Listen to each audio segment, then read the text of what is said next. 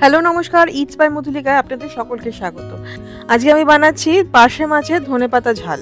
ধনেপাতা এখনো প্রচুর পরিমাণে পাওয়া যাচ্ছে, আর এইভাবে পার্শে মাছটা বানালে খেতে কিন্তু খুবই ভালো লাগে, গরম ভাতের সাথে দারুণ লাগে খেতে। আমি এখানে কাঁচা পার্শে মাছ দিয়েই বানাচ্ছি, মানে মাছটা না ভেজেই বানাচ্ছি। আপনারা যদি চান মাছটা কিন্তু ভেজে বানাতে পারেন। 450 গ্রাম পার্শে মাছ আমি নিয়ে নিয়েছি। কাঁচা মাছ দিয়ে যদি রান্নাটা করতে হয় তাহলে ছোট সাইজের পার্শে মাছ নেওয়াই ভালো। এটা ডিমওয়ালা পার্শে মাছ, আর যদি বড় মাছ হয়, বড় পার্শে মাছ হয় তাহলে কিন্তু ভেজে বানানোই ভালো। ম্যারিনেট করে রেখে দিতে হবে 15 মিনিট। 15 মিনিট বাদে দেখবেন এতটা জল বেরিয়েছে, এই জলটা কিন্তু ফেলে দিতে হবে।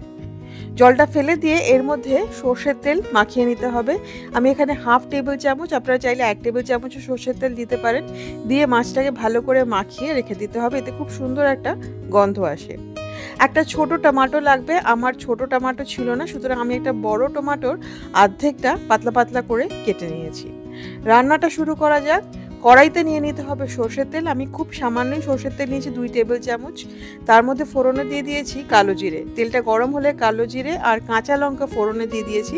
খুব সুন্দর একটা গন্ধ যখন বেরোবে তখন দিয়ে দেব স্বাদ মতো নুন, যাতে এরপরে যেটাই দেব তেল যাতে কম ছেটকায়।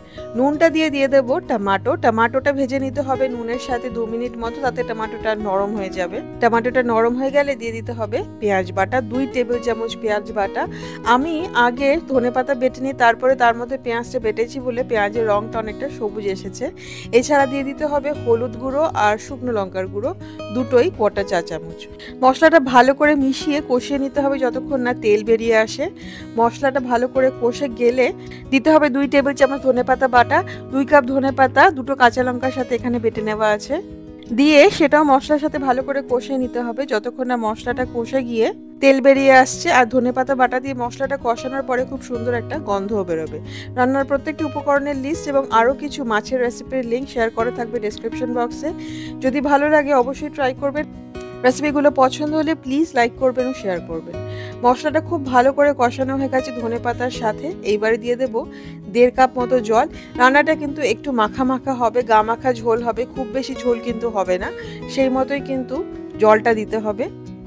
ঝোলটা ভালো করে ফুটতে শুরু করলে দিয়ে দিতে হবে মাছগুলো দিয়ে ঝোলের সাথে মিশিয়ে নিতে হবে, যাতে প্রত্যেকটা মাছ ঝোলের মধ্যে খানিকটা ডুবে থাকে। মাছ থেকেও খানিকটা জল বেরোবে, সেটা মাথায় রেখে কিন্তু ঝোলটা দেবেন। এরপরে কিন্তু আর মাছটা নাড়া যাবে না, সুতরাং এখনই নেড়ে মাছগুলোকে ঝোলের মধ্যে ডুবিয়ে দিতে হবে।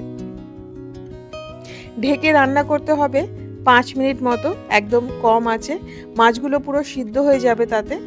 খুন্তি দিয়ে নাড়লে মাছগুলো ভেঙে যেতে পারে বলে যদি নাড়াতে হয় তাহলে কড়াইটাই ধরে ঝাঁকিয়ে মাছগুলোকে নাড়িয়ে দিতে হবে, ঠিক এইভাবে। এবারে দিয়ে দিতে হবে কাঁচা সর্ষের তেল, 2 থেকে 3 টেবিল চামচ। এই সর্ষের তেলটা কিন্তু খুব ইম্পর্টেন্ট, এই রান্নার কিন্তু গন্ধটাই পুরো পাল্টে দেবে সর্ষের তেলটা। প্রথমে আমি সর্ষের তেল অনেকটাই কম দিয়েছি, পরে এতটা সর্ষের তেল দেবো বলে। আর দিয়ে দিতে হবে কাঁচা পাকা লঙ্কা 4টে থেকে 5টা।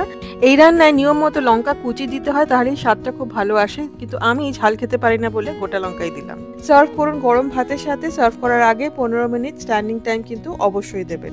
এই রান্নাটা ঠিক এইভাবে বানাবেন। আমাকে কমেন্ট করে জানাবেন যে আপনাদের কেমন লাগলো। ভালো লাগলে প্লিজ লাইক করবেন, শেয়ার করবেন। ইটস বাই মধুলিকা অবশ্যই সাবস্ক্রাইব করবেন। সাবস্ক্রাইব করার সময় বেল আইকনটি প্রেস করলে আমি যখনই কোনো রেসিপি পোস্ট করব প্রথম নোটিফিকেশন আপনার কাছেই যাবে। ভালো থাকবেন, ভালো ভালো রান্না করবেন। Happy cooking. Thank you.